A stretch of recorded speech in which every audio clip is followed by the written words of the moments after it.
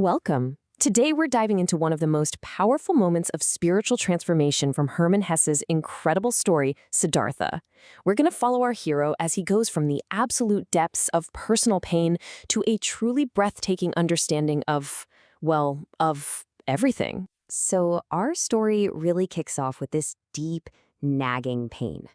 As you see here, it's described as a wound that just wouldn't stop burning. Now, this isn't some physical cut. It's an emotional agony felt by Siddhartha, who's been a peaceful, wise ferryman for years. But this one sorrow, it's threatening to unravel all of it. And what's the source of this burning wound? It's his son, who has run away from him. I mean, imagine it. Every single day, Siddhartha's carrying these happy families across the river, and each laughing child is just another stab to the heart. And as he keeps thinking, why them and not me? A constant gnawing envy starts to change him. It actually makes him feel just like the ordinary people he once felt so spiritually superior to. But you know what? This suffering, it actually starts to break down some walls. All that intellectual pride that used to set him apart, it just starts to crumble. Where he used to see other people as, well, as alien and kind of silly in their desires, he now sees them differently. He understands their passions. He even finds them lovable. For the first time, he starts to see them as his brothers. And this is the big aha moment. He realizes that the very same divine spark, that same indestructible life force, is in everyone. A mother's fierce blind love for her kid, a merchant's obsession with profit. It's not separate from the divine. It's all part of the same messy, beautiful, living energy. He's finally seeing the sacred in the everyday. But even this profound new insight isn't enough to just magically erase his pain. One day, the ache for his son just becomes too much to handle. He gives in.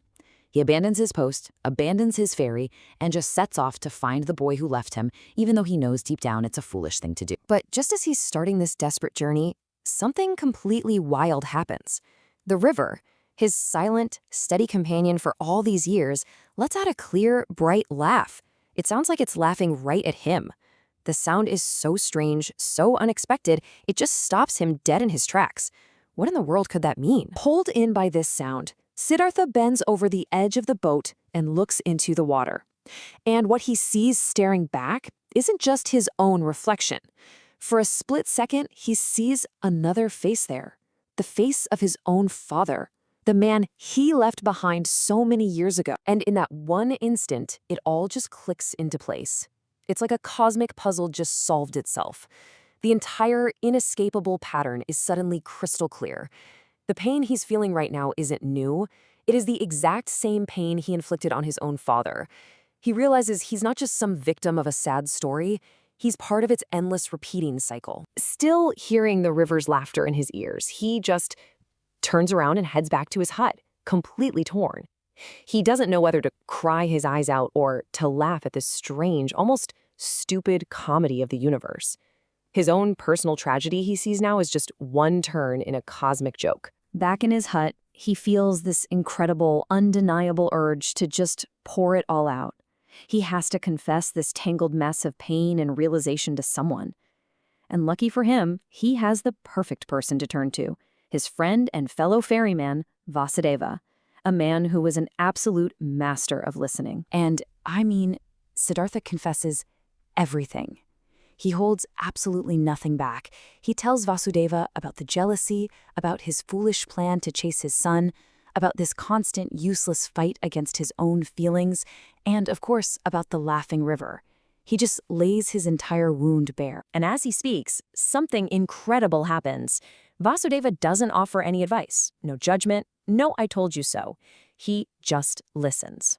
And through that pure, silent attention, Siddhartha literally feels the pain flow out of him. Just like the quote says, showing his wound to this listener was like bathing it in the river until it finally cooled. In this moment, Siddhartha looks at his friend and has this profound realization. Vasudeva isn't just a man anymore. By simply absorbing all that pain without judgment, he has become a perfect vessel. He is the river. He is the eternal. When the confession is over, Vasudeva simply takes Siddhartha by the hand and leads him down to the riverbank.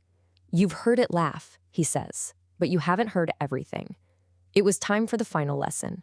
It was time to really listen. So they listen. And at first, all Siddhartha can hear is what the slide calls the Song of Suffering. It's a chorus of individual pains, all flowing together. He hears the voice of his father, grieving for the son he lost.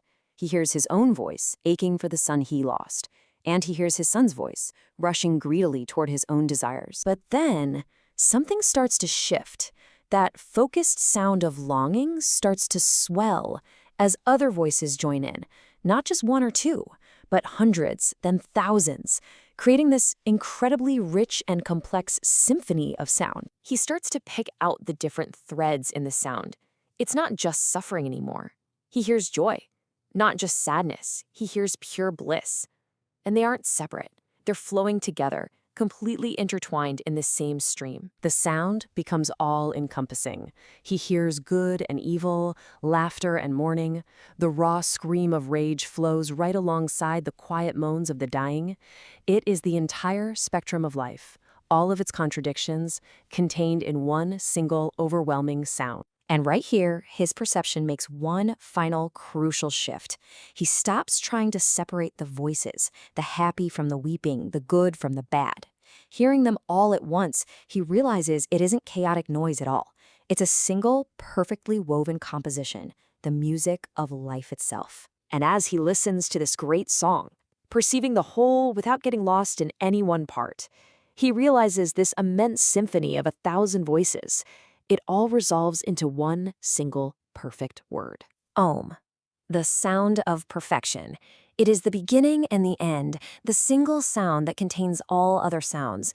It's the point of total oneness, where suffering and joy, good and evil, they all meet and become whole. In that instant, Siddhartha stops fighting.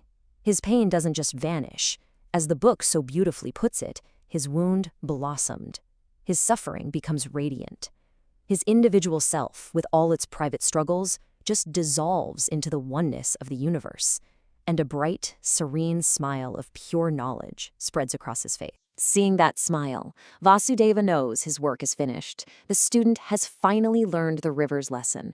And with this peaceful look, the old guide announces that it's his time to go, not into the forest or to another village, but into the oneness.